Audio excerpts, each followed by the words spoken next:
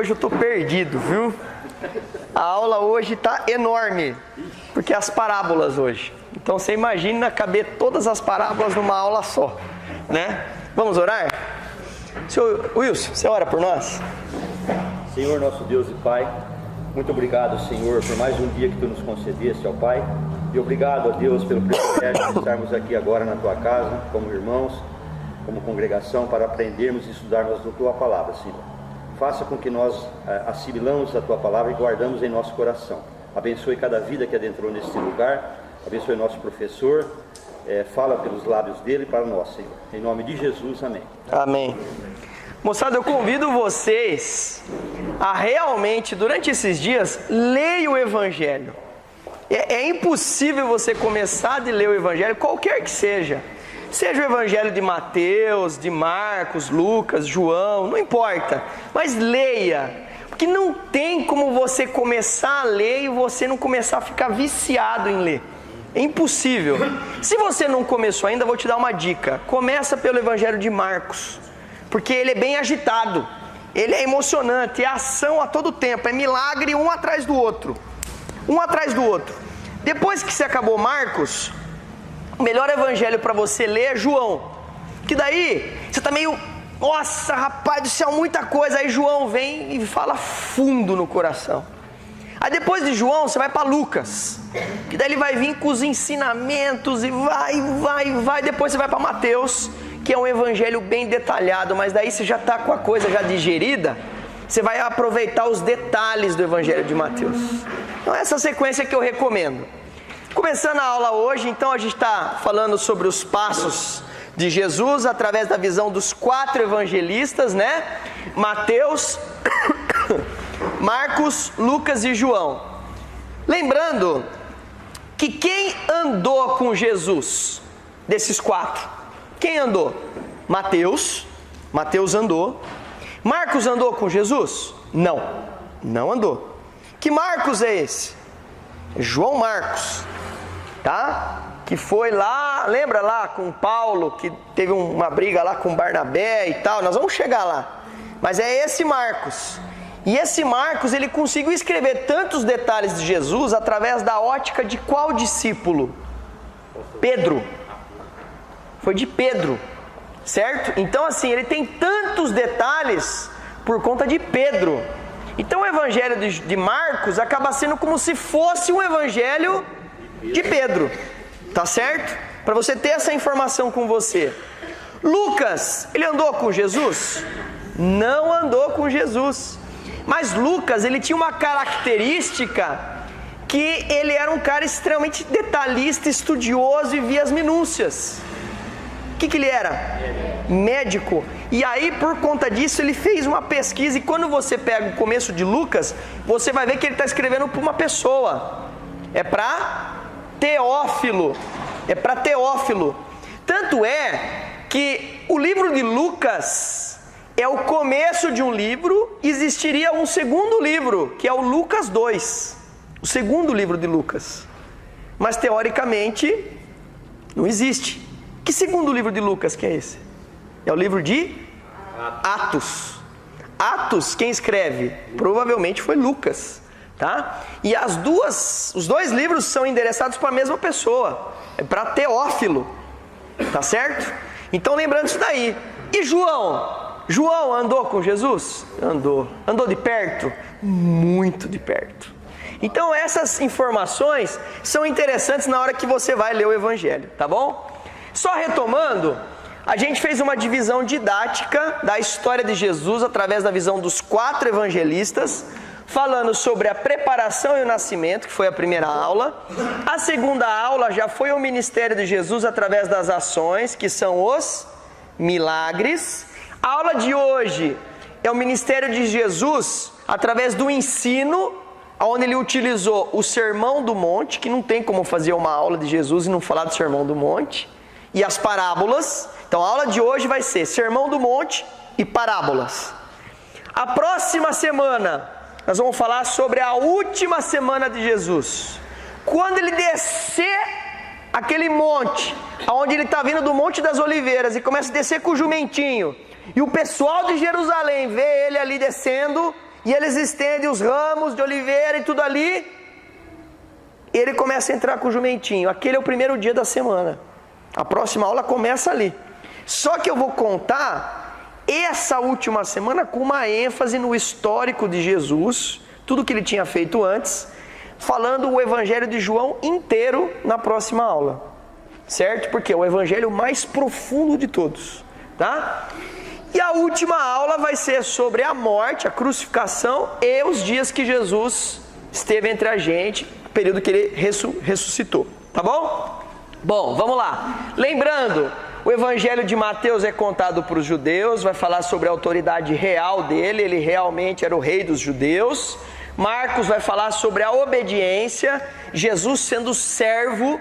Vocês vão ver que apesar de Jesus fazer milagre, o pessoal fala, vamos ganhar, vamos tomar, e Jesus o tempo todo falando sobre cruz, sobre ele ser entregue, sobre ele ser servo, ok? Lucas vai falar sobre a sabedoria, um evangelho destinado para os gregos, ok? Sendo um evangelho destinado para os gregos, ele vai falar muito sobre as parábolas. E João, que é um evangelho falando que realmente ele é o Messias, ele é Deus encarnado, por isso que ele fala para todo mundo. A aula passada a gente falou sobre os milagres. Então, lembrando que Jesus ficou praticamente nessa região do norte aqui, na Galileia, fazendo a maior parte dos milagres aqui, tá? Então ele começou com a tentação no deserto, depois ele fez a leitura na sinagoga de Nazaré, leu o livro de Isaías e falou que hoje cumpriu a escritura e os caras quiseram matar ele, apedrejar e tudo mais.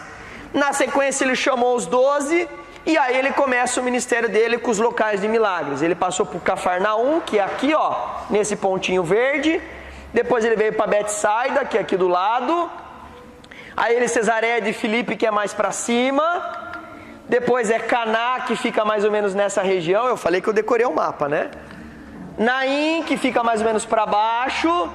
Próximo a Tiro. E daí a gente perguntou qual era o papel dos milagres. O papel dos milagres era mostrar que a doença representava o pecado. Então vamos lembrar, Jesus não falava se está curado. Ele falava, seus pecados estão perdoados. Mostra a autoridade dele sobre o pecado. Então autoridade, e aí para acontecer cura, veja que Jesus sempre ele traz a pessoa em particular. Ele traz com intimidade. Então veja que para haver cura de pecado, não é para haver cura de doença. Você não tem que ter intimidade para cura de doença. Mas para você ter cura do seu pecado, você tem que ter intimidade com Jesus. Não basta você estar na multidão. Você tem que chegar mais perto de Jesus para curar o seu pecado. Então, esse é o papel do milagre. E o milagre tem um papel messiânico. Qual é o papel messiânico dos milagres? Anunciar que ele é o Messias. Lembra que fazia um inquérito? Ah, fez um milagre, será que ele é o Messias? Será que não é? Então, quais eram os milagres que só o Messias faria? O primeiro, curar um cego de nascença. Ele curou? Curou. Curar um leproso. Ele curou um leproso? Não, ele curou 10. Curou 11, né, no total ali, né? Mas vários depois, né? Mas curar um leproso, só o Messias seria capaz. E qual é o terceiro milagre que só o Messias faria? Ressuscitar alguém. Então, são as 3 milagres que assim, na hora que a gente for falar sobre o Evangelho de João, vocês vão ver que na hora que ele cura o cego de nascença, o sinédrio já fica de pelo arrepiado. Quando ele vai e cura os 10 leprosos, o sinédrio fica a flor da pele. Aí ele manda derrubar o templo. Os caras querem pegar ele pelo pescoço. Um pouquinho antes da última semana, ele ressuscita Lázaro. Aí os caras, ou a gente mata esse cara, ou acabou o judaísmo. Então isso é a aula que vem. Muito bem, isso gera oposição, porque ele blasfema. Por que ele blasfema? Porque ele, quem ele é? Não, ele é eu sou. E acabou, é o Deus. Mas eu sou. Ele falou 7 eu sou. Lembra disso? Nós vamos falar na aula que vem sobre isso. Então ele fala eu sou. Então ele é Deus. Blasfêmia. Segundo, ele anda com gente de péssima reputação. Esse cara come com publicano e pecador. Publicano era quem? Cobrador de imposto. negou que judiava dos outros, que era corrupto, anda com o pecador, sentou com Zaqueu, foi comer na casa de Zaqueu, chamou Mateus, que também era publicano, para andar, para ser discípulo dele. Então, veja que isso gera uma oposição. Que tipo de rabino anda com o pecador? Certo? Quem anda com o rabino é quem? Quem é santo, tá? E por último, ele é contra a tradição. Ele imagina, ele passa na vida, derruba essa igreja, isso aí não serve para nada. O que os judeus vão olhar? Como derruba o templo? O templo é um lugar sagrado, onde tem a presença de Deus lá. Nós trabalhamos para o Senhor, por isso que nós andamos com túnicas, fazemos orações, e somos isso, somos aquilo. Não somos nada. Jesus fala assim, pode ser presbítero, diácono, o que você quiser, filho, acabou. Jesus veio, acabou. Acabou. Segue. Introdução ao ensino do Evangelho. O que é essa introdução? Então, primeiro, ele fala sobre o louvor com o coração, não só com os lábios. Então, ele fala muito isso. Segundo, ele fala para abandonar as regras de comportamento. Então, a aula de hoje vai ser sobre isso. Ele está preocupado com o coração. Ele está preocupado com o coração de novo. Ele não quer saber 10 mandamentos. Ele quer saber o que está dentro do seu coração. E o que mais que ele quer? Ele quer que a gente abandone as tradições judaicas e se apegue ao quê? Ao reino de Deus. E o reino de Deus é quando? Na eternidade? Não, o reino de Deus começa onde? Aqui e agora. Vamos lá. Ministério do ensino, Sermão do Monte e parábolas. Vamos lá, hein? Pega um fôlego que agora a coisa vai pegar. Sermão do Monte. Aqui nesse momento, então veja só, olha que interessante. Qual é o contexto que nós estamos vivendo? Jesus já está com um ministério danado já. Tem uma galera seguindo Jesus. Uma galera. Até um ponto de um dia ele entrar numa casa e ele tentar comer e não conseguir comer. Por quê? Porque a galera entrou lá, toca em mim, neguinho passando a mão assim para ver se toca a mão na veste dele e vai aquela coisa e tal. Então, chegou nessa época, quando Jesus subiu no monte, tinha muita gente. Muita gente. E aí, ele falou aqui sobre como caminhar em direção ao reino de Deus. Ele falou sobre a missão de cada discípulo e a missão dele. E ele falou sobre a releitura dos 10 mandamentos. Tanto é que no Sermão do Monte, se você quiser abrir em Mateus 5, verso 1, e à medida que eu for falando, se você quiser ir tentando pegar alguma coisa, você vai acompanhando. Ele vai de Mateus 5, se eu não me engano, até o final do capítulo 7. Deixa eu só confirmar aqui na minha Bíblia, que eu não lembro de cabeça, mas eu acho que é isso sim. É Mateus 5, ele desce do monte, acho que no começo do capítulo 8. Vamos ver aqui, eu anotei aqui.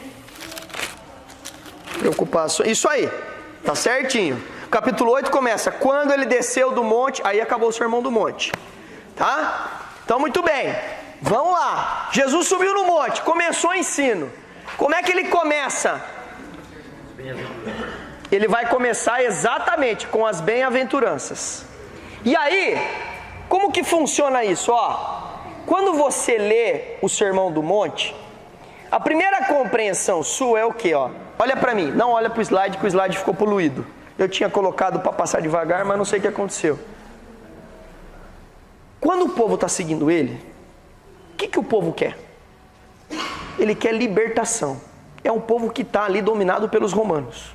Aí vem um homem que começa a curar todo mundo. Ele pode tudo. Todo mundo começa a crer que esse cara pode tudo. Inclusive, libertar a gente desse reino opressor, dos romanos.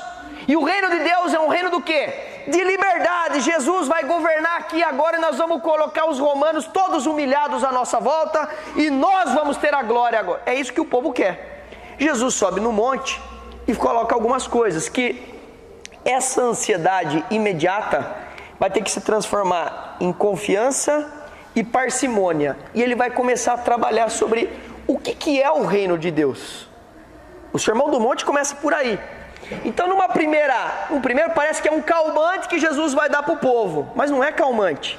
Na verdade, ele está oferecendo uma promessa com uma recompensa duradoura. Segundo, ele está falando aqui que nós temos que servir a Deus confiando que Deus vai fazer valer a pena, seja agora ou não. Jesus aqui não está prometendo, galera, vem comigo que vai dar tudo certo agora. Ele está falando isso? Não. Ele está mandando a gente confiar. Simplesmente confiar. As coisas podem... Está aqui.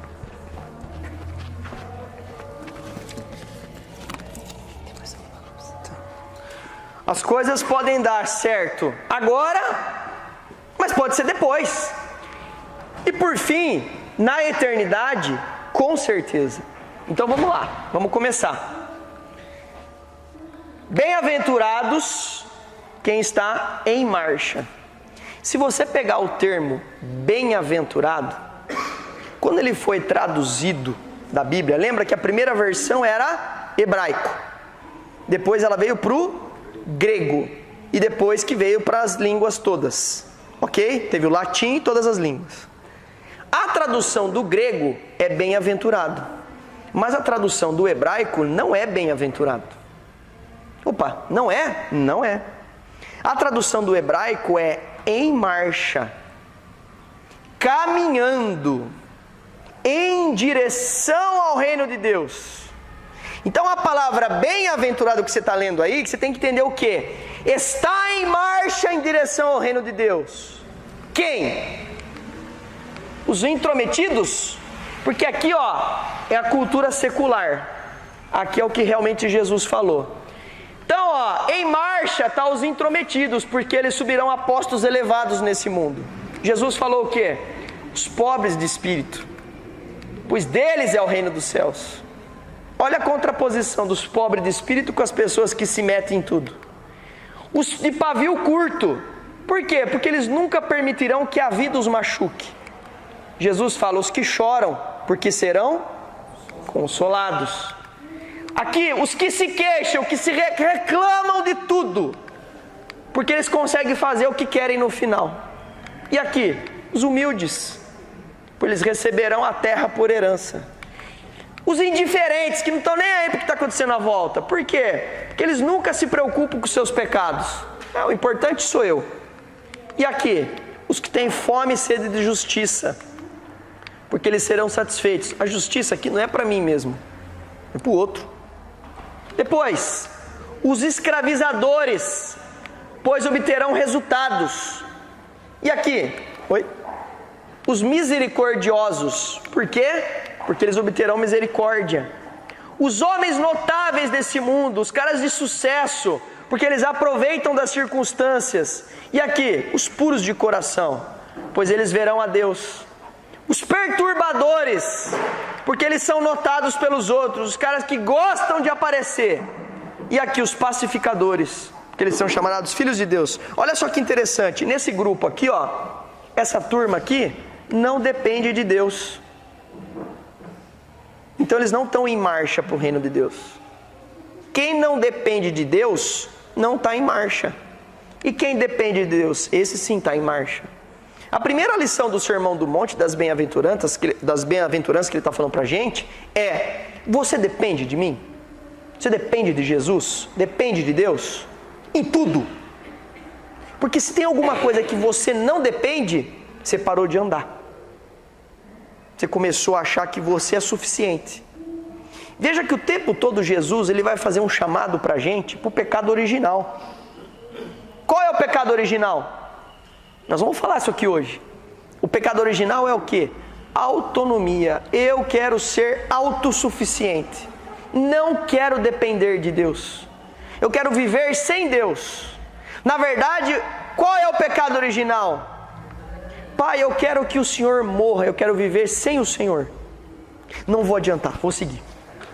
Vamos lá. Exatamente, não preciso de ti. Aqui, o homem que não depende de Deus. Aqui é o homem que depende de Deus. Olha só, astros de sucesso, as pessoas que buscam o sucesso, custe o que custar. E aqui, pessoas servas, pessoas que servem. Lembra? Marcos, ele mostra o Jesus servo. Muito bem, aqui nós vamos trabalhar com alguns valores do mundo e aqui os valores do reino de Deus. Quando a gente morre e você construiu tudo isso daqui, e tudo isso daqui, o que ficou? Qual é a herança? Aqui acaba. Vamos supor, fui médico do Amaral Carvalho, cirurgião mais famoso, gastro mais famoso, emagreceu Jaú inteiro, curou todo mundo, pessoa ir lá no INPRA, no consultório, ficava curado, incrível, que homem, rapaz, que homem de sucesso, morreu, acabou. Uma semana ninguém mais sabe quem é o Eduardo, acabou. De repente, tem o seu João, aquele homem que quando via alguém, cuidava, servia, se alguém precisava, servia, estava sempre servindo. Quando acabou, morreu, todo mundo vai lembrar daquele homem. Todo mundo vai lembrar. E do Eduardo? Eduardo acabou, já foi. Quem foi o Michael Jordan? Ah, foi um bom jogador de basquete. O cara foi Ayrton Senna. Cara, sensacional. Não estou falando que essas pessoas não eram servos, tá? Mas estou falando aquilo que eles construíram para o mundo.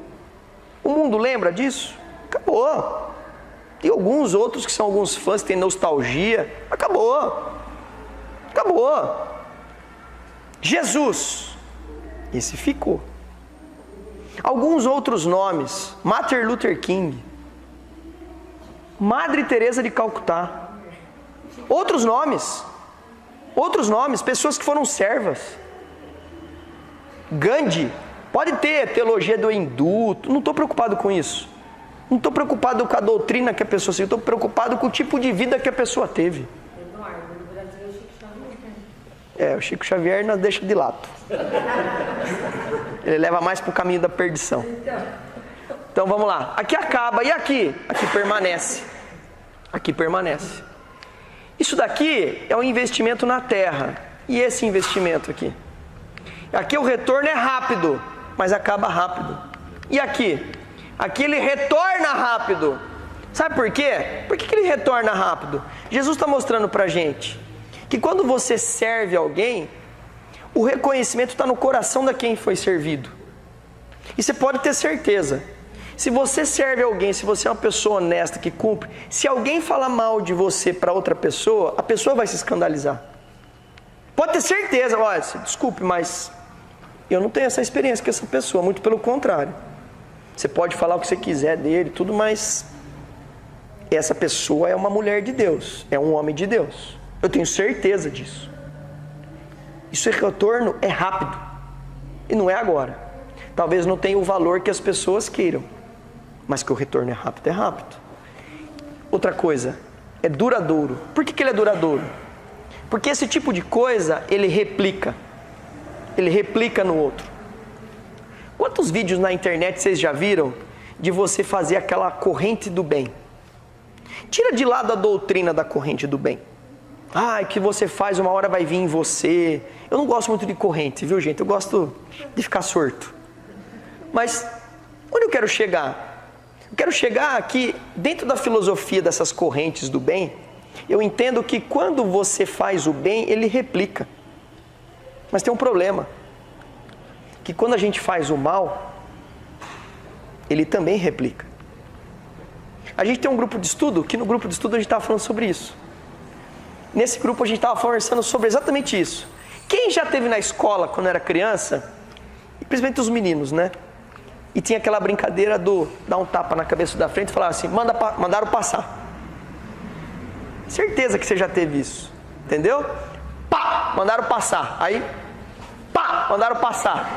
Pá, mandaram passar. Até que chega um lá que não tem ninguém na frente. Quando era uma pessoa meio arteira, tipo o pai do Giovanni, tudo, ele levantava, ia no fundo para tomar água, voltava no do fundo e pá, mandaram passar. E voltava lá na frente. Entendeu? Dá aquela desculpinha e tal. Aí as pessoas não sabem isso de mim, né? É só olhar pro Giovanni.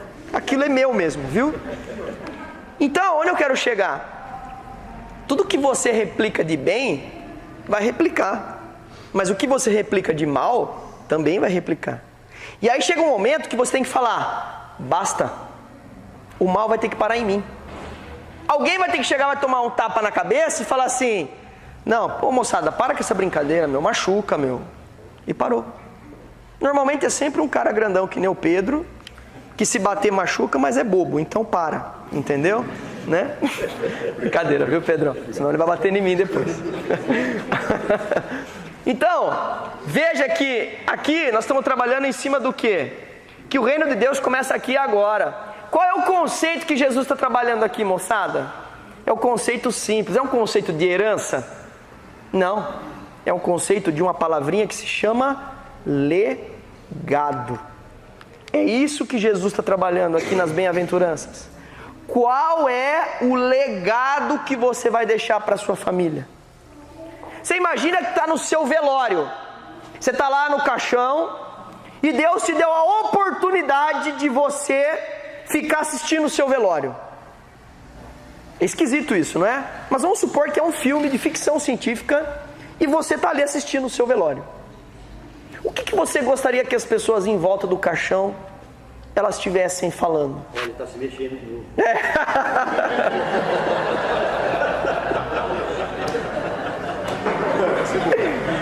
Wilson, você me quebra assim, Wilson. Assim não dá. Como médico, eu vou falar que isso daí são reflexos do morto, que é o reflexo de Lázaro, entendeu? Tá? Falei assim, moçada, pode esquecer, tá morto. Vou pôr um papel assim, tá morto. Onde eu quero chegar?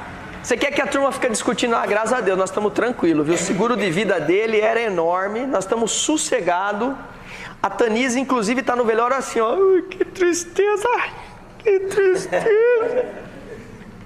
É mais ou menos aí. O que a gente quer deixar para aqueles que estão à nossa volta? Nós queremos deixar pessoas interesseiras, pessoas que realmente querem dinheiro, querem fortuna, querem fama, querem status, querem poder. Ou nós queremos pessoas que realmente aprenderam a ser servo, a ser honesto, a saber ser generoso, a partilhar, a falar a verdade, não falar mentira? Qual é o tipo de legado que nós queremos deixar? Essa é a pergunta de Jesus. Então, veja só, na primeira parte do Sermão do Monte, ele fala que reino de Deus é aqui e agora. E ele revisa valores. Quais os valores que ele revisa? Você trabalhar a ansiedade, morte, vai para confiança.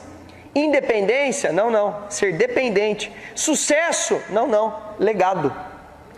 Na segunda parte, ele vai falar da missão dos discípulos e dele. Em termos de missão, o que é? Logo depois que ele acabou as bem-aventuranças, ele faz um convite para os discípulos.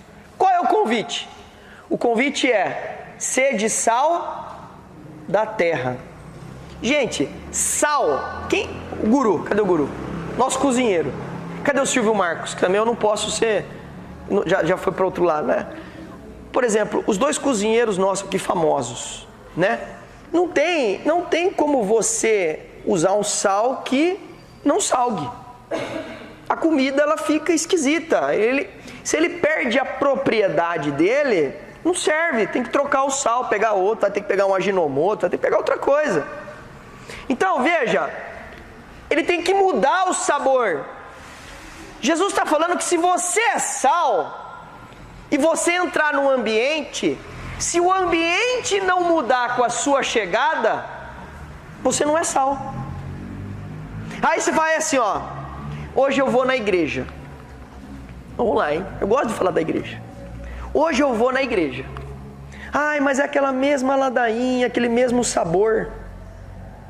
Então quando você vai, você não muda o sabor da ladainha e da comida. Essa é a questão. Se você é sal, na hora que você pisou aqui, a igreja tem que ficar salgada. Ou salgada demais ou no ponto. Tem gente que chega aqui e salga demais, que até desagrada. Mas tem gente que salga que fica no ponto. Puxa, rapaz, hoje foi gostoso, viu? Puxa, que delícia, rapaz. Foi muito bom. Onde eu quero chegar? Você contribui para a comida aqui. Se você vier para cá e você também não temperar a comida aqui, essa comida aqui vai não servir nem para encher barriga. Segundo, tem que influenciar o seu meio. E aqui, ó, pode agradar ou desagradar. O sal, ele é da terra, não é sal na terra. Onde eu quero chegar? A gente acha que uma vez que a gente é discípulo, a gente é sal para sempre. E é o mundo ele vai utilizando a gente de tal forma que, com o passar do tempo, se você não mantiver sua propriedade de sal, você vai passar a ser insonso. Onde eu quero chegar? Quem que dá a propriedade de sal para você? A palavra de Deus, Jesus. Se você se afastar de Jesus, com o passar do tempo você vai parar de salgar. Você vai passar a ser insonso. Quando você se converteu, nossa, que sal maravilhoso que você era. Puxa vida, naquele primeiro amor, aonde eu ia eu anunciava, eu sempre transbordava alegria. Hoje eu chego, ainda sou cristão, creio em Jesus como meu único e exclusivo Salvador, sei que Ele é o Messias, entreguei minha vida para Ele, mas eu vou nos lugares e eu não salgo mais. Jogaram batata, é isso aí. Roubou o sal, colocaram muita água. Você perdeu a sua propriedade. Mas por que você perdeu? Porque você se afastou da essência que te dá essa propriedade, que é Jesus. Então veja que nós devemos conservar essa propriedade através da palavra de Deus na nossa vida. Se você se afastar da palavra de Deus, você vai deixar de ser sal. Segundo, ele falou que nós temos que ser luz do mundo. E aqui é um conceito legal pra caramba. Por quê? Porque ele falou que nós temos que expor a nossa luz. Ele falou que você não pode pôr uma candeia debaixo da cama, não pode esconder. Tipo assim, se você é a luz, meu amigo, você foi feito para brilhar. Você tem que iluminar. A luz não serve para botar onde tem luz. Por isso que Jesus vem e fala assim, que eu não vim para os sãos, eu vim para os doentes. Se você é discípulo e você é a luz, você não veio simplesmente para aqui, ó, desculpa, mas você não veio só para vir na igreja. Aqui tem luz, tem bastante luz aqui, graças a Deus. Mas o nosso lugar não é só aqui. Eu vou fazer agora uma propaganda. O nosso lugar é lá no PG, nosso lugar no trabalho, o nosso lugar é na nossa casa, o nosso lugar é na nossa família, o nosso lugar no campo de futebol, numa festa, qualquer lugar. Nós temos que ser luz. E essa luz, ela é própria nossa? Não. Quem que é o óleozinho que fica alimentando a luz? Jesus, a palavra. Não tem como. Então assim, não basta você aceitar e falar, beleza. Aí você vai lá e tem uma padaria que tem um pão delicioso, quentinho, não ilumina nada. Mera coincidência. Não ilumina nada, tem que iluminar. E assim, para iluminar, você não precisa ser pastor, você não precisa ser um presbítero, não precisa ser professor de escola dominical. Você quer iluminar? Cara, viva a palavra de Deus na sua vida. Nós vamos falar aqui da parábola do bom samaritano. Tinham 3, sacerdote, o levita e o bom samaritano. Quem que foi luz? O bom samaritano. Ele abriu a Bíblia? Não abriu. Não abriu.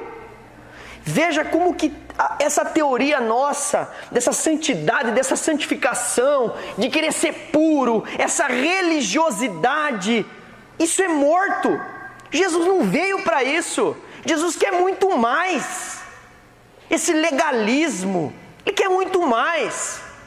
Então, veja que Ele quer boas obras, Ele quer atitude. Ele quer o quê? Ele quer que a gente reflita a glória de Deus. Se fez alguém ficar feliz, a pessoa fala assim, olha, Wilson, você é uma pessoa sensacional, olha, cara, que 10 você, cara, que palavra, que atitude que você teve. Nossa, Wilson, você é maravilhoso. Aí você fala assim, irmão, para por quê? Porque aqui a glória não é minha. A glória não pode ser minha, porque é isso que o diabo quer. Ele quer que eu assuma a glória de Deus, e essa glória não é minha.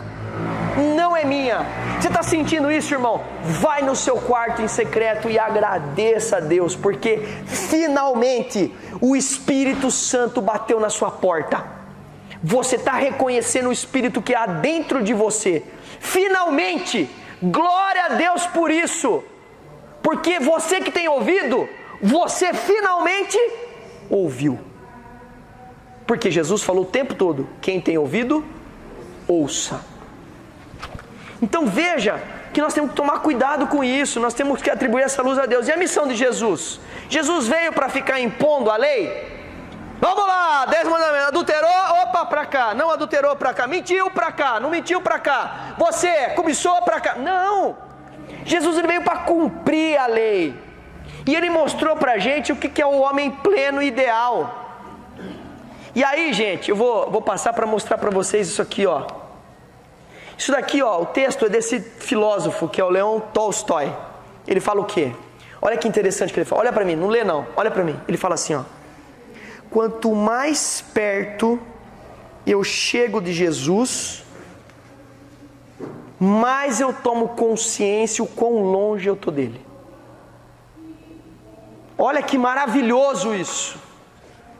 E aí ontem a minha esposa falou, você já viu essa historinha aqui do pai e o filho olhando o avião? E é a mesma coisa. O filho virou para o pai e falou assim, pai, que tamanho que é de Deus?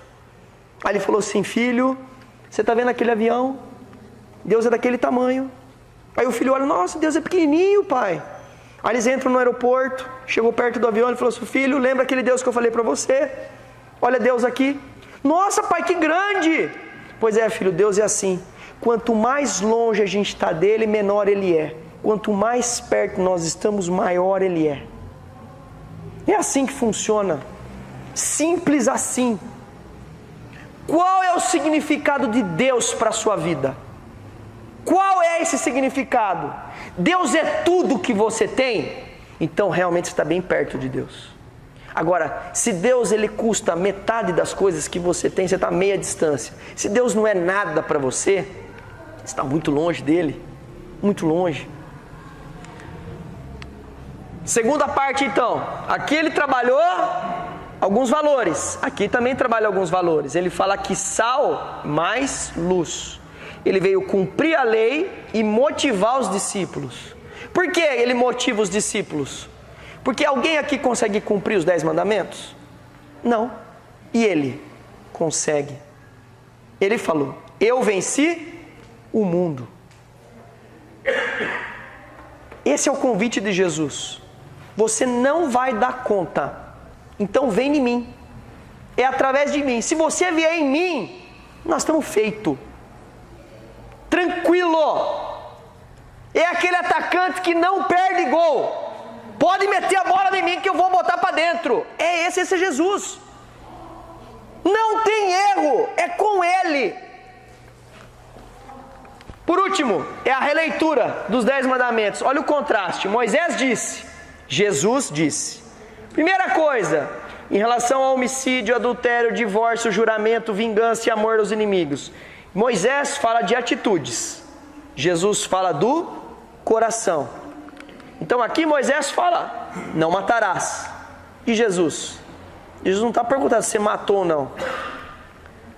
Não se ire, não guarde rancor. Não deixe habitar no seu coração, vou pegar pelo pescoço. Sai de perto de mim que eu vou pegar pelo pescoço. Jesus está preocupado com isso. Ele não está preocupado se você deu um tapa na cara do outro. Ele está preocupado se você enforcou o outro na sua cabeça. É mais ou menos por aí. E eu sempre vou fazer uma piadinha nesse momento. Já falei isso aqui, vou falar de novo. Uma vez perguntaram para um pastor, pastor, casamento é tão difícil, tão terrível, o senhor nunca pensou em se separar? E ele falou assim, olha, separar não, matar sim, separar não, né? É mais ou menos por aí. Esse pecado no nosso coração é pecado, não é atitude, é pecado. Segunda coisa, adultério, não adulterarás, que Jesus falou?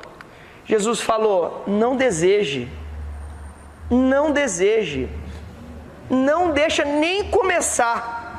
Sabe o que Jesus está falando? Meu irmão, deixa eu falar uma coisinha para você. Sabe onde está o pecado?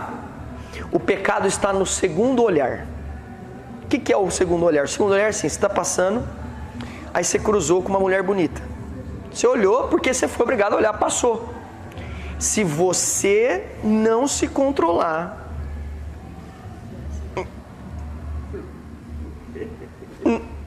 só homem sabe o que eu estou dizendo, mulher também sabe, né? Terrível. O pecado está no segundo, é no desejo.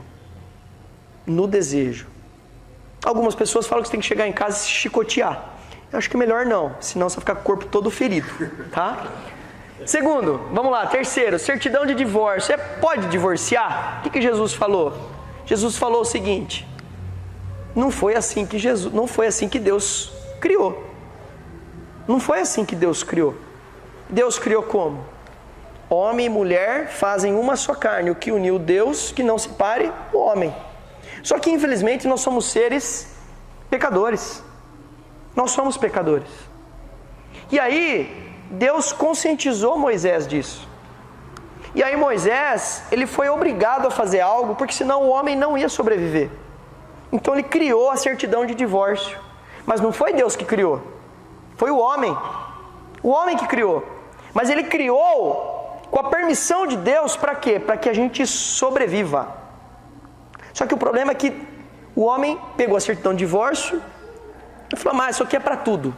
A gente pode tudo com essa certidão, porque agora Deus aprovou, então a gente pode divorciar sempre. E foi isso que Jesus falou? Não. Jesus falou o quê? Exceto por imoralidade sexual. E ele disse exceto. Ele não falou que você tem que se divorciar.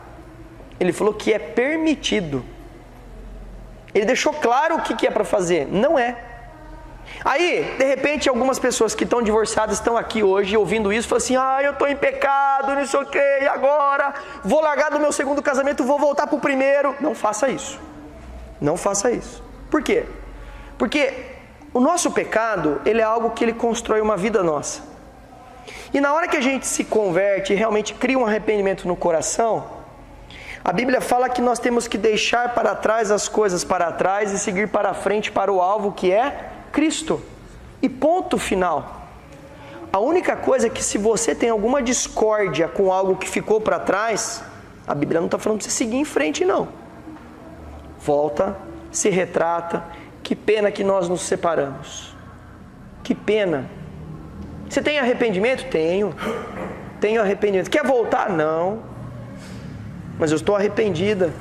Porque eu não tinha a maturidade espiritual que eu tenho hoje. A consciência que Jesus me deu hoje. E ponto final. E é daqui para frente. Daqui para frente. A sua vida é daqui para frente. E esse tipo de coisa está relacionado com o quê? Com a dureza do coração. É assim que funciona. Depois, juramento. Não jure falsamente. Então, às vezes eu escuto assim, né? Alguém fala: não, cara, juro por Deus. Aí alguém fala: não pode jurar por Deus, hein? Não pode, hein? Aí ele sai dali, ele não jura por Deus, mas conta 10 mentiras. O que Jesus fala sobre isso? Jesus fala: o seu sim seja sim, o seu não seja não. Só acontece isso da pessoa ficar falando: juro. Quem fala juro demais é porque mente demais. Quem está falando assim: pessoal, agora é sério, hein? Agora vocês acreditem em mim, hein? Meu irmão, você não precisa falar isso. O seu sim basta sim, o seu não basta não. E aí tem gente que não jura por Deus, mas o tempo todo: não, sim, não. Sim, não. Virou agora superstição. Não, tem que falar sim, não, hein? Sim, não. Qual a diferença de falar jura por Deus? Não tem diferença. Não tem diferença. Ou é sim, ou é não. Você foi na festa ontem? Não fui. Você foi? Fui. Você foi na praça ontem? Fui. E você? Não. Acabou. É assim, simples assim. Então, eu não fui, mas sabe o que acontece? Não, sim ou não. Acabou. Segue. Na regra de Moisés, olho por olho, dente por dente. Tá? Deixa eu só fazer uma palhinha aqui, histórica. A gente conhece 10 mandamentos, tá? Mas na tradição judaica existem 309. Tá certo? Que está junto do livro de Êxodo, naquelas regras que eles falaram sobre comer carne e tudo. São 309. Tá? Aqui são os 10 mandamentos que Deus deu para Moisés, mas tem 309. Então alguns grupos de rabinos davam ênfase para alguns mandamentos, outros grupos davam para outros, tá certo? E vocês vão perceber que depois lá na frente, na próxima aula, eu vou falar sobre quando Jesus entrou em Jerusalém e que os grupos, eles foram colocando Jesus à prova. E teve um grupo que foi o fariseu, que dominava todos esses 309, ele falou: Senhor, qual é o maior mandamento? Ele quer dar uma rasteira em Jesus, porque se ele falar um ou outro dos 309, ele vai criar um rebuliço. Jesus matou a pau. Falou assim: o maior mandamento, ama o teu Deus de todo o teu coração, de toda a tua alma, de todo o seu entendimento. E o segundo, ame ao próximo como a si mesmo. Os caras, e agora? Depois que Jesus falou isso, ninguém mais questionou ele. Acabou os questionamentos. Isso ele falou para os fariseus. E para os herodianos, que era o outro partido. Os herodianos tentaram passar uma rasteira nele, falar assim: Senhor é o Messias, glória ao Senhor, mas então, o Senhor está levantando um reino, o que nós vamos fazer com esses impostos que estão cobrando? Nós não temos que pagar para Roma. E aí Jesus fala o quê? Dai a César que é de César. Acabou com os herodianos. Aí vem os saduceus. Os saduceus são os caras que têm a influência grega. É os caras que não creem na ressurreição, que eles é tudo razão. O que os caras perguntam para ele? Senhor, nós temos uma dúvida aqui, ó. Eles não falam da ressurreição. O que eles fazem? Fazem uma armadilha. Senhor, lembra que na lei fala que, por exemplo, nós somos aqui em 7 irmãos. Se essa cunhada minha perder um dos meus irmãos, eu tenho que casar com ela porque está sem herdeiro. Então eu tenho que casar com a minha cunhada para deixar um herdeiro para o meu irmão, pelo menos. É assim que funciona na tradição judaica. Então imagina uma família que tem 7. Morreu um foi lá e casou com a mulher, não deixou herdeiro, morreu. Foi o quinto, casou também, não deixou herdeiro. Foi o quarto, casou, não morreu. Morreu 7, ninguém deixou herdeiro com ela. Daí ela morreu também, não ficou herdeiro. Na ressurreição, Jesus, quem é o marido dela? Olha a pegadinha para Jesus. Você sabe responder? Casado com a Cida, morreu, vai estar casado com ela lá? Certeza? Está na Bíblia isso? Eu também não sabia. Por isso que você tem que ler o Evangelho, que está escrito lá. O que Deus fala sobre isso? Deus fala que quando a gente morrer, nós somos tudo anjo. Não tem casamento no céu. Nós somos tudo anjo.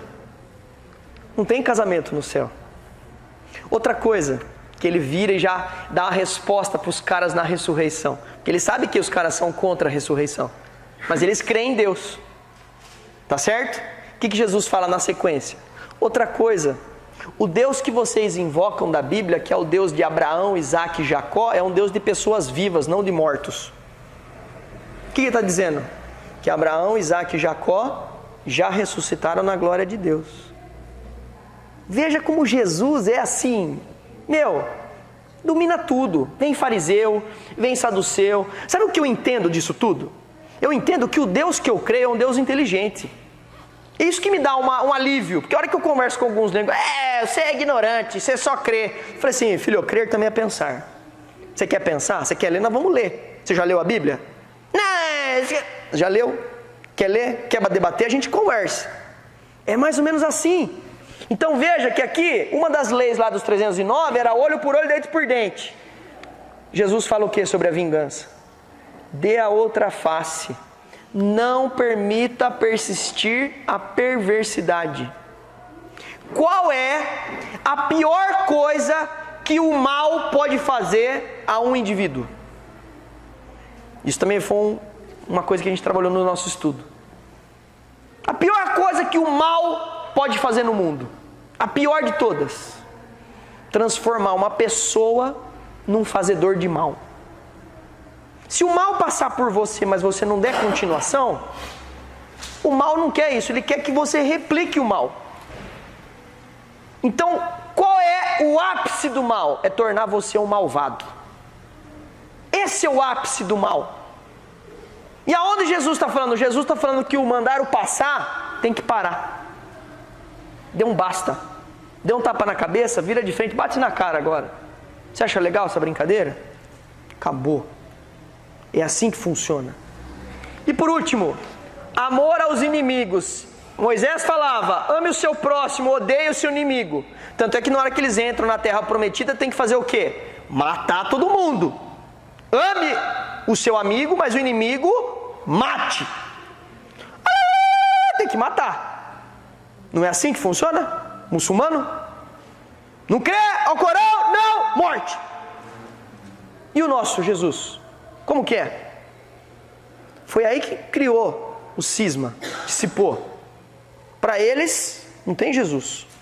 Para nós tem. O nosso qual que é? Nosso é um Deus que tem que amar, inclusive o inimigo.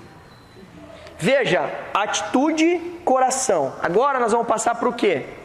Publicidade e intimidade. A tradição diz, Jesus diz, é tudo a sequência de Mateus 5. Se vocês forem olhar, isso aqui é a sequência. Outra coisa, a partir de quinta-feira, todas as quintas vai ser publicada a aula no site. Então a aula vai estar lá no site. E agora também o PDF vai também estar. Talvez vai demorar um pouquinho, que eu converti todas as aulas em PDF e eu passei para o Fernando. Então ele vai publicando as aulas, inclusive as do Antigo Testamento, vão estar lá no site para você acessar, tá? A tradição diz, pratique obras de justiça na frente de todos. Vai dar uma esmolinha? Tá todo mundo olhando, todo mundo olhando? Esmolinha, estufa o peito. Ajuda os necessitados. E Jesus? Preste ajuda em secreto. Vou dar o dízimo. Chego com um pacotão assim, ó. Passo lá na frente da igreja. Pá! O que Jesus fala? Que ajuda? Pode dar. Nossa, a igreja precisa de você. Não precisa fazer publicidade. Sem publicidade. Vou fazer uma oferta. Sem publicidade. Vou ajudar alguém. Vamos fazer uma campanha. Sem publicidade. Ajuda em secreto. Porque senão a sua honra já foi. Já foi. Depois, oração. Oração em público, todo mundo à sua volta. Isso, fazer uma oração bonita. Senhor, ó Deus do Antigo Testamento, tal. Jesus não fala isso. O que Jesus fala da oração? Quer orar? Vá para o seu quarto em secreto. Não é assim, ó. Tem gente que vai pro quarto. Mas fala assim, ó. Pessoal, fica com Deus, viu? Tô indo orar, tá? Tô indo orar. Tá? Deu na mesma. Olha, eu vou fazer uma crítica, mas ao mesmo tempo eu entendo. Mas eu acho que tudo que é exagerado, cabe crítica. Você quer pedir oração? Peça oração. Eu acho que é importante a oração. Eu sempre falo da intercessão. O problema é que às vezes a gente faz uma campanha da oração que às vezes ela se perde.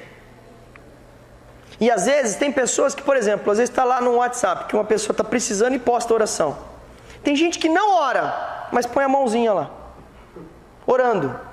Estamos orando. E não sei o que, não sei o que lá. Gente, perfeito. Mas tem que tomar cuidado. Porque às vezes a gente pode cair nisso daqui, ó. Eu não estou falando que a gente está caindo, mas você tem que ter zelo. Uma das coisas que está mais dificultando a gente a se comportar no meio entre as pessoas é a internet. Sabe por quê? Porque a internet não tem regra. Quando você vai conviver no meio das pessoas, se eu virar para o Pedro e falar assim, você é um bobão, você é isso o quê? Tem uma regra, eu posso até um limite. Depois de certo limite, o Pedro, peraí, você está me ofendendo. Du, você não pode fazer isso, cara. Na frente de todo mundo, cara. Isso é atentado, é a minha moral. Isso não tá legal, cara. Isso não pode. Tenho regra, tenho lei para isso. E a internet, tem lei? Na internet pode... Não, ali é o meu diário, eu posto o que eu quero. Se eu falo que muçulmano é retardado, eu posso falar. Peraí, como é que é isso aí? Não pode. Não pode. O problema é como não tem regra, é caos. E aí quando você habita no caos, a tendência é a gente se contaminar.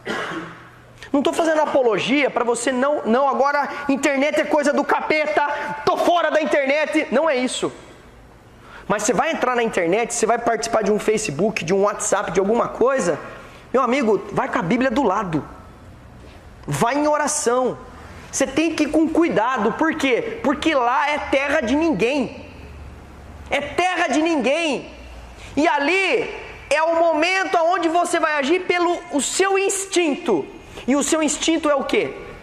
é pecado. Porque nós somos miseráveis. Não pense você que você vai entrar na internet e falar assim, não, eu dou conta. Cuidado. Cuidado com isso. Extremamente perigoso a internet. Então, saiba o que você vai postar, saiba o que você vai comentar. Tem pessoas que estão num grupo, de repente começa a conversar com a outra pessoa e fica lá no meio do grupo. É a mesma coisa que a gente está na sala aqui, e eu vou falar com o Pedro aqui. Pedro, e sua mãe? Tá boa sua mãe? E ela, sarou do joelho? E aquela doença venérea que ela pegou do seu pai, melhorou? Tá todo mundo ouvindo. Mas você está dentro de um grupo de WhatsApp? Você está falando, é a mesma coisa. Por que aqui todo mundo se horroriza e no grupo ninguém se horroriza? Ou no Facebook? Não tem regra. No Facebook, eu posto lá, não, mas tem as pessoas que podem olhar. Gente, a rede ficou tão grande que qualquer pessoa olha o que você está pensando. Qualquer pessoa consegue acessar o que você está pensando. Aí você sai no meio da rua, falando assim, então, a igreja lá é triste, viu? Olha, só pecador lá. Tá lá, para todo mundo ver, testemunhaço. Ou então, você tá lá comentando, olha, tô aqui em Londres. Olha que lindo aqui o Big Bang. E tá lá, os assaltantes da rua da sua casa vendo tudo isso. Opa, eles estão fora, vamos nessa. Gente, nós estamos perdendo a sanidade de trabalhar com a internet. Por quê? Porque não tem regra. Não tem regra. Então, assim, eu estou tentando fazer um paralelo que, assim, você quer conversar com alguém, você quer saber a opinião do grupo, você quer falar alguma coisa para o grupo, é no grupo. Você quer falar alguma coisa pessoal, vai no particular. Vai, fala no particular. Ou liga, né? Mas às vezes, por exemplo, você está lá numa situação que você não pode falar, está numa reunião, fica chato você sair, então você mandar uma mensaginha aqui escondidinha aqui, já voltou para a reunião, está tudo certo, beleza. Mas essa noção está se perdendo. Está se perdendo. Outra noção que está se perdendo, a noção da privacidade. Está se perdendo a noção de privacidade. Pessoas tornando público aquilo que é privado. Quer ver uma coisa? Já vou avisar porque eu não gosto disso, hein? Já vou avisar, se alguém fizer isso comigo, já está sabendo que eu não gosto, tá? Eu não gosto que tire foto minha sem perguntar para mim se pode publicar. É minha foto. Vamos supor, isso acontece muito com os meus pacientes. Doutor, posso tirar uma foto com o senhor? Pode.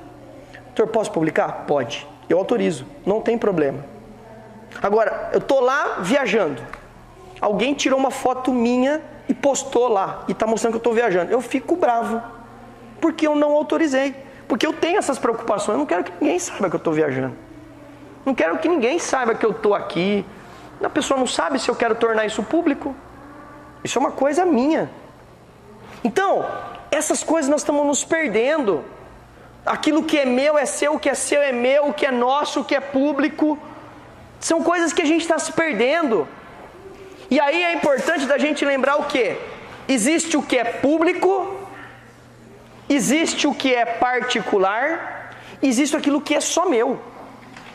Nós temos que voltar a ter essa noção daquilo que é público, aquilo que é particular e aquilo que é só meu.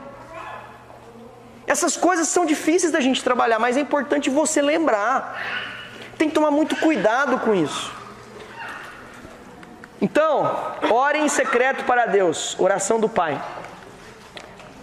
Jejum. Jejum é um negócio, gente, que olha, difícil, hein? Tem jejum de dieta, tem jejum de emagrecimento, tem jejum disso. Às vezes você vai na casa de alguém e fala assim, toma, não, estou de jejum. Perdeu, acabou o jejum nesse momento. Acabou de acabar o seu jejum. Por quê? Porque jejum, Jesus falou que você não pode ficar com cara de sofrimento, branco, cabelo desarrumado, sofrendo. As pessoas, ai, coitado, olha, de jejum. Acabou. Jejum não é assim. Jejum é diferente. Jejum como que é? Em secreto. Jejum é algo que você está colocando para Deus. É para Deus. O ganho do jejum é para Deus, não é para você. Não pode falar? Não. Mas, por exemplo, Obrigada, chegou, a senhora não vai tomar café? Não. Mas, senhora, por que a senhora não vai tomar café? Por que não? Por que não? Se ela está insistindo, ela está sendo inconveniente. Mas você vai ficar sem comer? Você fala assim, não estou com fome. Não importa. Não importa. Ah, mas eu estou com fome, mas vou mentir para ela? Não. Não importa. Eu tô em jejum. Não. Tipo assim, obrigado, eu não quero. Agora eu não quero. Talvez eu tome depois. Obrigado. Acabou. Não tem que ter anúncio de jejum. Jejum não tem anúncio. Não tem. É uma coisa individual, sua. É claro, não estou falando que você não vai contar nem para sua mulher, para seu marido, para seus filhos. Não é isso. Entendeu? É uma coisa íntima, privada. Agora não é assim, irmãos, desculpem, não vou participar da festa, estou de jejum. Eduardo, mas seria, depende da intenção. Às vezes você fala sem intenção, agora se você vai já a intenção é ter jejum, Concordo. Eu concordo. Eu não estou falando que é em qualquer circunstância. Escapou. Ah, esqueci, não devia ter falado. Deus não falou, falou, hein? Falou, não é mais. Deus. Você estabeleceu um equilíbrio com Deus. Exatamente, mas nem todos têm esse limite. Às vezes, qual é o nosso instinto? Nosso instinto é do bem? O instinto é do pecado. Então, onde eu quero chegar? O instinto nosso sempre vai se aparecer. Sempre. É o nosso instinto. Quem achar que não é instinto, não se reconheceu ainda como miserável. O instinto nosso é fazer o mal, não é fazer o bem. Paulo falou, o bem que quero fazer não faço, e o mal vai lá eu faço. Então assim, Deus não é um juiz maldoso, fala assim, neném, não é isso. Mas ele está preocupado com o seu coração, mas você tem que saber o que Deus também quer de você. O que Deus quer da gente? Quer intimidade. O que Deus quer da gente? Ele quer sofrimento? Você acha que Deus precisa do seu sofrimento? Deus precisa do seu jejum? Não precisa. Você acha que alguma coisa na sua vida vai dar certo por causa do seu jejum? A Bíblia não fala isso. A Bíblia não fala isso. O jejum, sabe como funciona? É um presente. Senhor, eu quero te dar isso. Eu quero te dar. É uma oferta. É um sacrifício que você entrega de bom grado e acabou. Mas o jejum em oração. Em oração, lógico, não. Jejum sem oração não existe. Jejum sem oração é dieta. Então, aqui não pode falar assim, eu vou jejuar para conseguir um emprego. Não, isso é promessa. Isso é coisa de católico. É promessa, é barganha. Hoje, eu não vou conseguir falar das parábolas, eu já me liguei já. Eduardo, se fizer esse jejum durante os 2 meses, não precisa ir para cirurgia. Depende.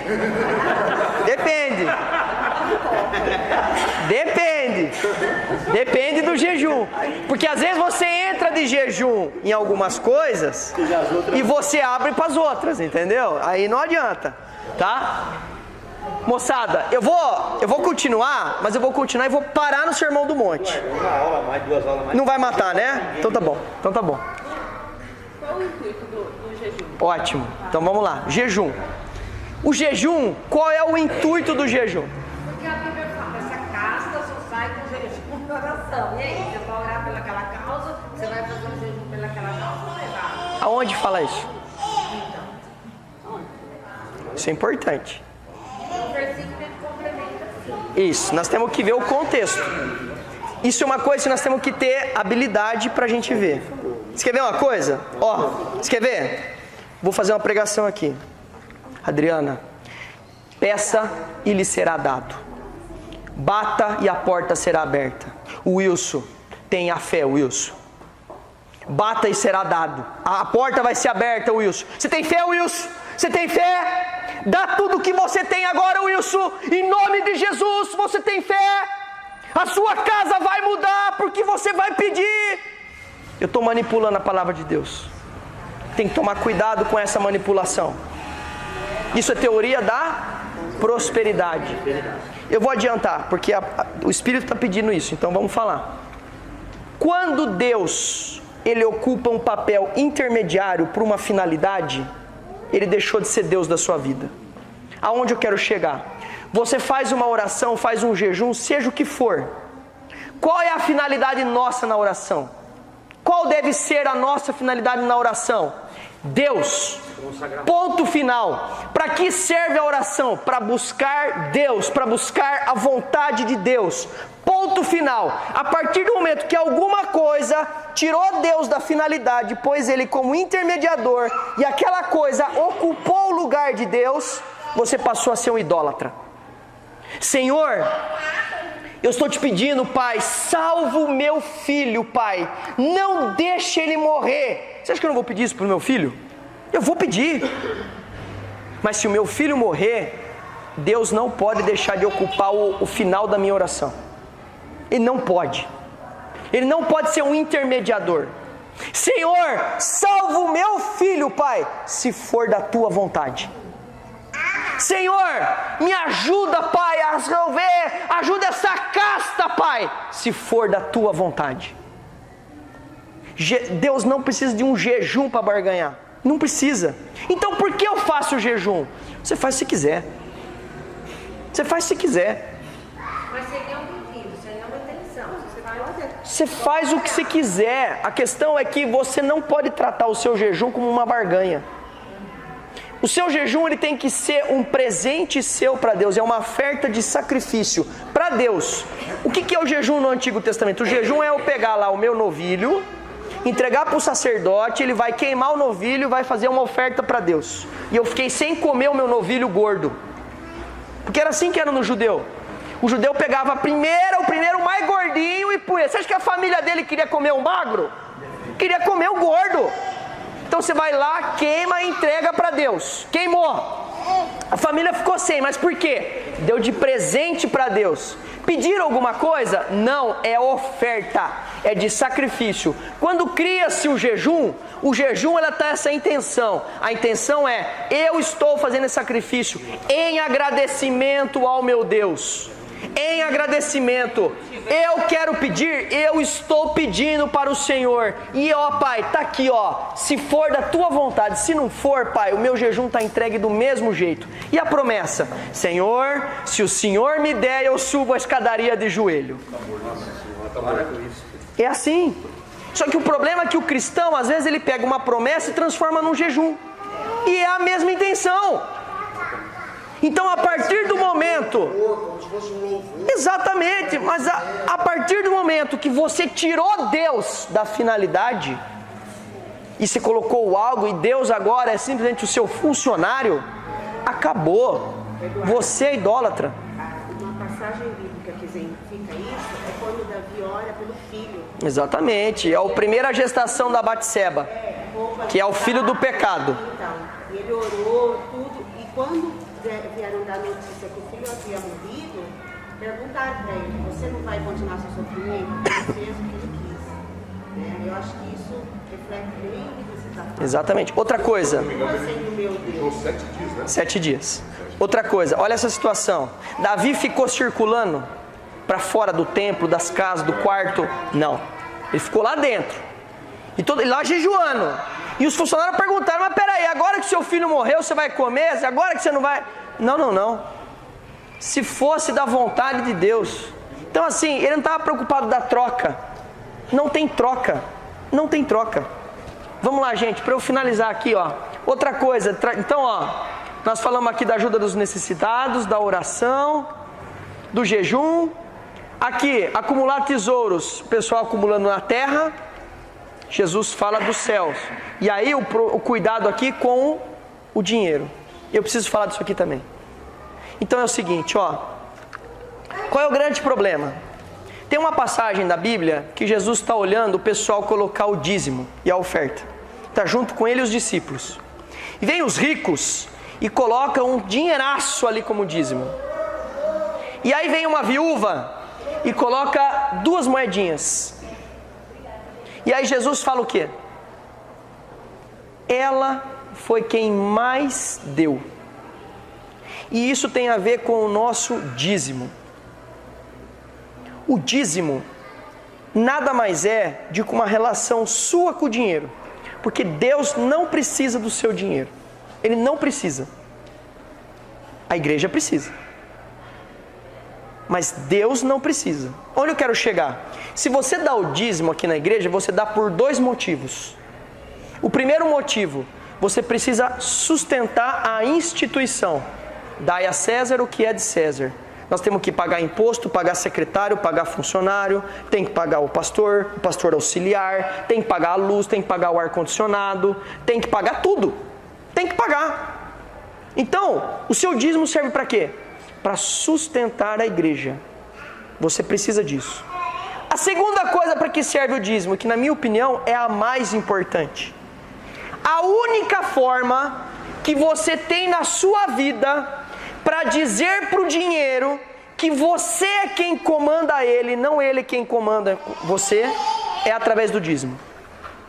Porque a partir do momento que você dá algo e você precisa daquele algo, você está dizendo para aquele algo que você está no comando. Que a sua dependência não está nisso. A sua dependência está em Deus. O Eduardo, mas isso é muito teórico. Você acha? Você acha? Até onde vai a sua capacidade de administrar bem as suas coisas e o Deus omisso que não te ajuda na parte financeira? Existe um degrau muito grande aqui. Tem muita gente que não administra bem as finanças, não pede ajuda, toca o barco do jeito que quer, e na hora de dizimar fala assim, agora não dá, Senhor me ajuda, olha pai aqui e tal. E aí não dizima, não oferta. E eu volto a falar, moçada, dízimo não é 10%, 10% é lá do Antigo Testamento. Dízimo é dar com alegria, 20%, 30%, 90%, 1%, 5%. É dízimo. É dízimo. Dízimo. Dízimo é Novo Testamento, é alegria. Quer dar 90? Dá 90, é dízimo. É assim que funciona. Então, onde eu quero chegar? Eu não estou falando para ninguém continuar administrando mal a vida e chegar e dar o dízimo lá, 10%. E continua administrando mal e fala assim, não, mas Deus vai honrar. Meu irmão, Ele honra, mas se você não cooperar, não é assim que funciona, não. Não é um Deus de barganha, que você dá o dinheiro e você, opa, agora Ele manda mais, hein? Não é assim que funciona. Eu ganho 20, mas vou gastar. Não, então, não é assim que funciona. Então, veja que, às vezes existem pessoas que dizimam 10%. Falar, pronto, fiz minha parte. E aquilo lá é supérfluo na vida dele. O ato do dízimo, o que ele significa? Ele significa a sua relação com o dinheiro, ele significa a generosidade que você vai exercitar. Às vezes você vem aqui na igreja e você vai dar os seus 10% aqui na igreja, você vai dar mais 10% para algum irmão que está precisando, você vai dar 5% para fulano que está ajudando, e assim por diante. O dízimo é um dos exercícios, só que você não pode perder a noção que você frequenta uma instituição de César. Você não pode perder. Uma instituição que precisa pagar imposto, pagar luz. Então, não adianta você falar assim, não vou dar não, Deus não precisa de mim. Não. Deus não precisa, mas a igreja precisa sim. Eduardo, deixa eu falar uma coisinha. A viúva, ela deu tudo, se dispôs de tudo que ela tinha. E Ana também, igual a menina, ela ficou na dependência de Deus, mesmo não tendo filho, é muito louco, não é isso? Mas como Deus abençoou aquela que não serve e Ana que serve não dá um filho? É porque Ele queria Ana na dependência mesmo. Você falou, na dependência, né? Ele se dispôs mesmo. Eu vejo que isso que a Bíblia traz, ela traz exemplos de dependência. Exemplos de dependência. Essa situação que a gente cria de causa e efeito, eu acho assim que é legal quando você vê retrospectivamente, porque me mostra a dependência, entendeu? Eu não gosto da situação que assim, a Ingrid, ela é dependente de Deus, por isso que Deus abençoa a vida dela. Isso daí é a teoria da prosperidade. Nós não vivemos isso. Se eu sou dependente de Deus, é porque eu quero ser dependente de Deus, custe o que custar, a circunstância que eu tiver. Então, porque senão alguém pode virar e falar assim, você não tem filho, é porque você não é dependente de Deus. Porque se você fosse, Deus te daria um filho. E não é verdadeiro isso. Não é verdadeiro. A nossa dependência, ela independe da nossa circunstância. Nós temos que ser dependentes, independente da circunstância. E por fim, preocupações da vida. Todo mundo preocupado com amanhã. E Deus fala o quê? Busquem em primeiro lugar o reino de Deus. Basta o dia o seu próprio mal. Com isso, nós vamos trabalhar legalismo e evangelho. Aqui, julga pela lei, 10 mandamentos. E aqui, não julgue porque você será julgado. Tira a viga do seu olho para olhar o cisco do outro. Aqui, fala sobre o sagrado, de você colocar a lei sobre tudo. E aqui fala que às vezes tem pessoas que não estão prontas para ouvir o sagrado. Tem pessoas que não adianta você pôr a goela abaixo o sagrado.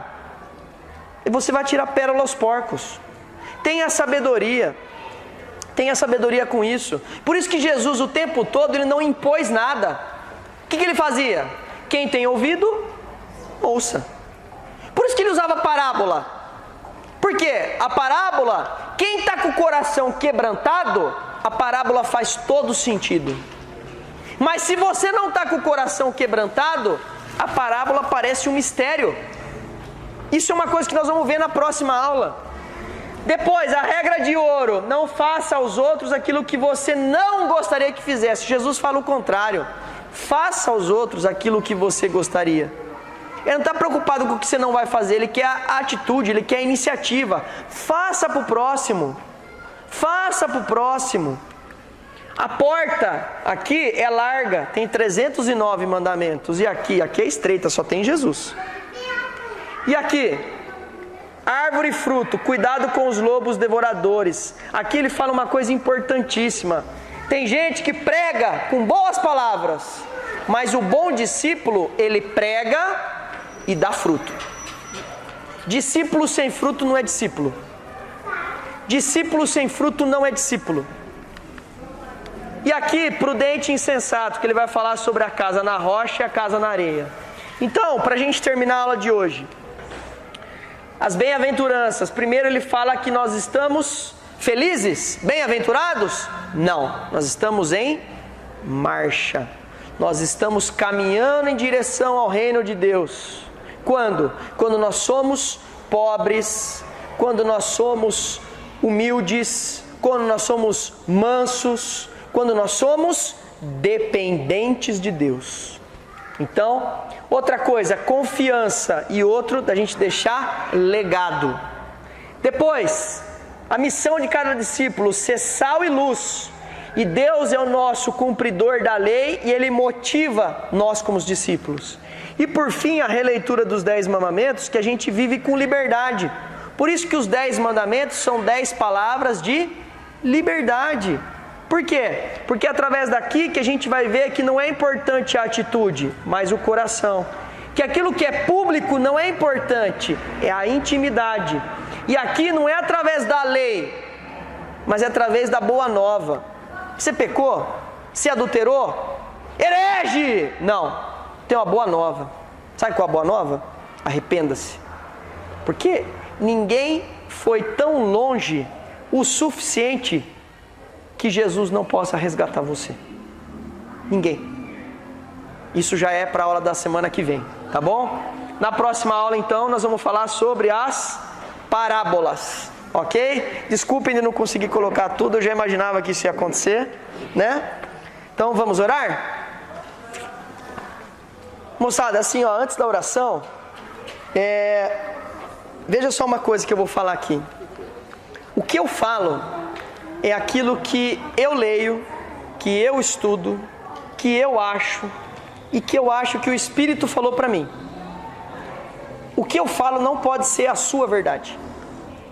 Assim como o que o pastor fala não pode ser a verdade sua. A verdade tem que estar na Bíblia. Tem que estar em Jesus, porque Ele sim é a verdade. Então, às vezes eu vou falar algo aqui que talvez para você possa parecer um pouco radical. Talvez seja. Eu sou uma pessoa radical. Então, às vezes isso pode te causar estranheza. Mas eu volto a fazer um convite para você. As aulas estão sendo sobre Jesus. Por favor, leia o Evangelho. Depois que você lê o Evangelho, aí eu gostaria que você voltasse a conversar comigo, ou voltasse a ouvir a aula e falar assim: Eduardo, ainda está estranho o que você me falou. Não está batendo com o que eu li. E a gente pode conversar. Porque momento de escola dominical é isso mesmo que aconteceu aqui hoje. É conversa. Entendeu? Eu não sou o dono da verdade. Aliás, exatamente. Aliás, eu me coloco muito na pessoa de Paulo. Eu sou o pior dos pecadores. É assim que eu me vejo. Porque é o que eu sempre falo para vocês, quanto mais a gente tenta chegar perto de Jesus, mais a gente percebe que a gente está longe dele. Então, eu volto a falar, olha, por favor, leia o Evangelho. Porque o Evangelho é algo assim que não dá para você simplesmente passar por ele e não ter uma mudança, mexer com você, né? Amém? Vamos orar? Lampa, você faz oração? Bondoso Deus, muito obrigado, Senhor, por mais esse dia de aprendizado aqui na Tua escola, na Tua casa, Senhor. Quero Te agradecer por tudo que o Senhor tem feito em nossas vidas, meu Pai. E que a gente, através dessa aula, a gente tenha um pouco mais de compreensão do que o Senhor quer pra gente, ó Pai. E que essa semana a gente consiga debruçar na Tua palavra através do Evangelho. Que a gente possa aprender mais e mais de Ti. Muito obrigado pelo Eduardo, que hoje tentou aqui nos colocar a Tua visão e a visão da Tua palavra, Senhor. Quero Te agradecer e que o Senhor fique com a gente todo esse dia. É o que eu Te peço em nome de Teu Filho amado, Jesus. Amém. Amém. Obrigado.